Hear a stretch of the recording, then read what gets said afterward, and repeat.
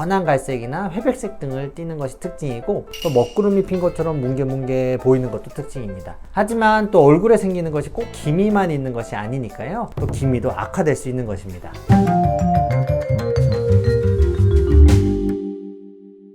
네, 안녕하세요. 닥터마임입니다. 평소에 광대나 콧등 쪽으로 거뭇거뭇 색소가 올라오신 분들 때문에 고민이신 분들이 많을 텐데요. 오늘은 대표적이면서도 또 많이들 고민이신 기미에 대해서 알아보도록 하겠습니다. 기미는 모양이 다양하고 위치도 광대, 콧등, 이마, 턱, 눈 및 다양한 곳에 생길 수 있는데요. 연한 갈색이나 회백색 등을 띠는 것이 특징이고, 또 먹구름이 핀 것처럼 뭉게뭉게 보이는 것도 특징입니다. 하지만 또 얼굴에 생기는 것이 꼭 기미만 있는 것이 아니니까요, 다른 모반 질환들과의 구별이 또 필요하고, 또 질환에 맞게 치료하는 것이 중요하다고 할 수 있습니다.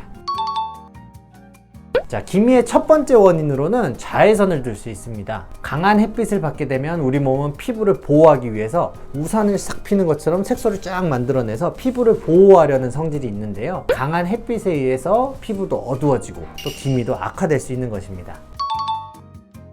매번 선크림의 중요성을 말씀드렸는데, 손가락 한 2마디 정도는 발라주시는 것이 좋고, 그것이 어렵다면 한 마디라도 자주자주 덧발라 주시는 것을 추천드립니다.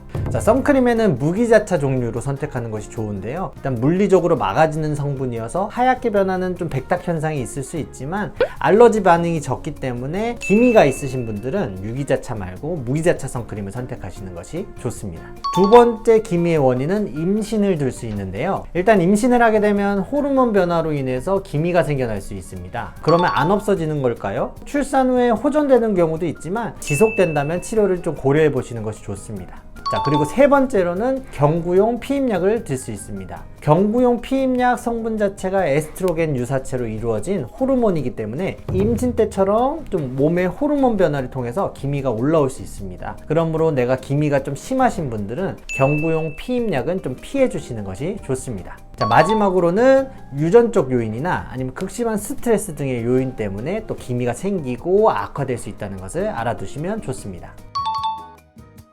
일단 대표적으로는 멜라논 크림이라는 것이 있는데요, 성분으로는 하이드로키논이라는 성분, 트레티노인이라는 성분, 스테로이드 성분으로 이루어져 있어요. 그래서 하이드로키논 성분 같은 경우에는 색소가 생성되는 기전을 좀 억제해주는 효과가 있고, 트레티노인은 비타민 A라고 생각하시면 되는데, 우리 피부 세포가 새로 생성되는 주기를 막 빠르게 일어나게 도와줘서 색소가 쌓이기 전에 새살이 돋게 해준다고 생각하시면 좋습니다.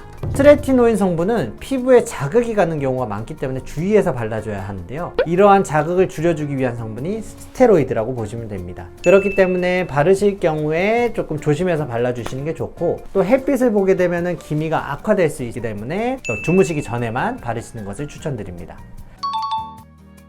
바르는 양도 자극이 될 수 있으므로 면봉을 가지고 내가 생각하는 것보다 조금 더 작게 병변 부위에만 발라주시는 것이 좋습니다. 그래도 자극 증상이 있으면 3일에 한번 간격을 늘려서 발라보고, 그 다음에 이틀에 한번, 그리고 하루에 한번 이렇게 바르는 거를 좀 좁혀가시는 게 좋습니다. 근데 만약에 그래도 자극이 있으시다면 중단하시는 것을 추천드립니다.